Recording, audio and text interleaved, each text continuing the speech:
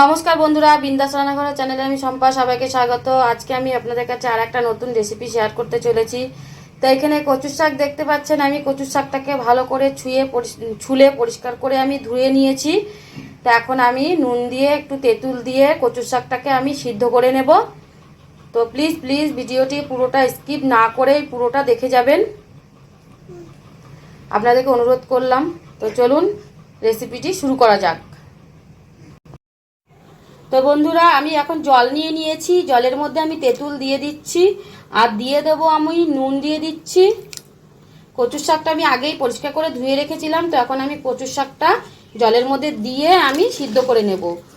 তো কচুর শাক তো আমরা বন্ধুরা অনেকেই ছোলা দিয়ে, ইলিশ মাছের মাথা দিয়ে খেয়েছি। তো আজকে আমরা একটু অন্যরকমভাবে করে খাবো। তো দেখবে প্লিজ, খুবই ভালো লাগবে। তো চলো কচুর শাকটাকে আমি সিদ্ধ করে নিই। তো বন্ধুরা, কচুর শাকটা সিদ্ধ বসিয়ে দিয়েছি।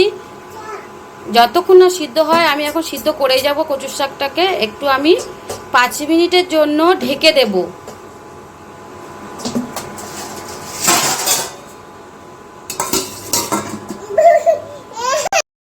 কচুর শাক সিদ্ধ করা হয়ে গেছে। এখন আমি একটা ছাঁকনিতে কচুর শাকের জলটাকে ছেঁকে নেব।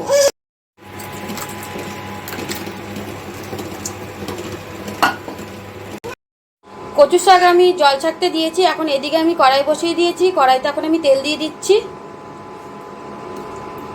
তো বন্ধুরা, আজকে আমি কচুর শাকটা অন্যরকমভাবে করব। যারা কচুর শাক খেতে না ভালোবাসে তারাও খুব ভালোভাবে খেয়ে নেবে। এদিকে তেল গরম হয়ে গেছে। আমি এখানে কাঁচা বাদাম নিয়ে নিয়েছি। দেখো বন্ধুরা, তো আজকে আমি তোমাদের বলেছিলাম যে মাছের মাথা দিয়ে বা ছোলা দিয়ে আমি বানাবো না। তো আজকে আমি অন্যরকমভাবে বানাবো। তো এইখানে আমি কাঁচা বাদাম নিয়ে নিয়েছি। কাঁচা বাদামটাকে এখন আমি ভেজে নেব।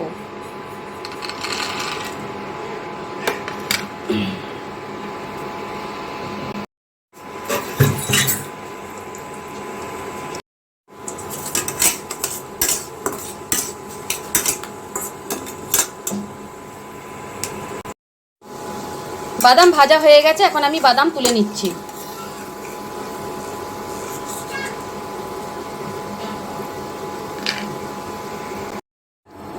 কড়াইতে তেল গরম হয়ে গেছে। এখন আমি কড়াইয়ের মধ্যে কালো জিরা দিয়ে দিচ্ছি আর দিয়ে দেবো একটা গোটা শুকনো লঙ্কা। কালো জিরা শুকনো লঙ্কাটাকে আমি একটু ভালো করে ভেজে নেব। তখন আমি কচুর শাকের জল ঝরিয়ে নিয়েছিলাম। তো কচুর শাকটাকে এখন আমি তেলের মধ্যে দিয়ে দিচ্ছি।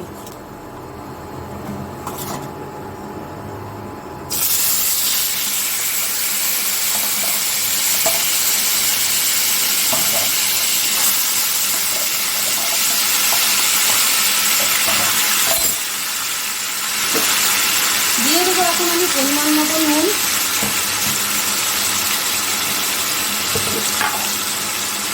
যেহেতু সিদ্ধ করার সময় আমি অল্প নুন দিয়ে দিয়েছিলাম, এখন আমি আরও অল্প পরিমাণ মতো নুন দিয়ে দিচ্ছি। দিয়ে দেবো হলুদ,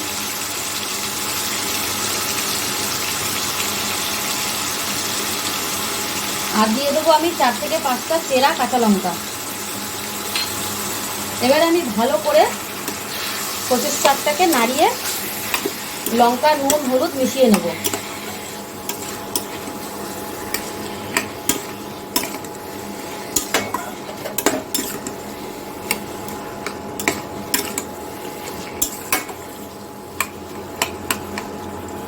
নুন দেওয়াতে কচু শাক দিয়ে আরও অল্প জল বেরিয়ে যাবে। তো আমি এখন জলটাকে একটু শুকাতে দেব। 5 থেকে 10 মিনিট জলটাকে শুকাতে দেব।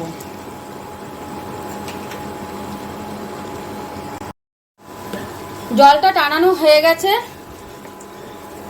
এখন আমি এর মধ্যে যে আমি এখানে ভাজা বাদাম ভেজে রেখেছিলাম, ভাজা বাদাম আমি কিছুটা দিয়ে দেব।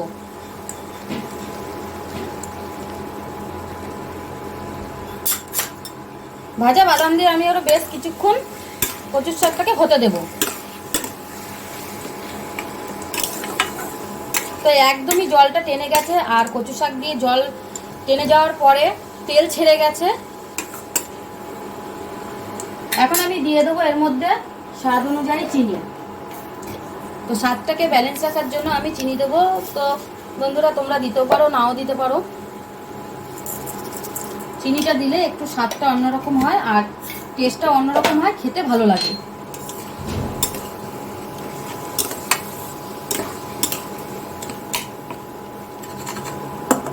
লঙ্কাগুলোকে আমি একটু ছাড়িয়ে দিচ্ছি, যেহেতু চেরা লঙ্কা একটু জয়েন্ট লেগে আছে।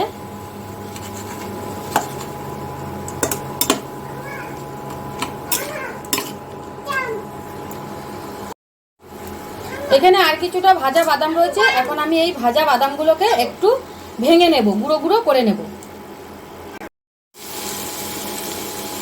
কচু শাক একদমই জল টেনে গেছে আর তেলটা ছেড়েছিল, তেলটাও টেনে গেছে। তো কচু শাক বাদাম দিয়ে রেডি। আমি এখন গরম গরম সাফ করে বন্ধুরা দেখাচ্ছি। কচু শাক রেডি। তো এখন আমি যে বাদামগুলোকে গুঁড়ো করে রেখেছিলাম, বাদামগুলোকে আমি একটু ওপর দিয়ে দিয়ে দেবো।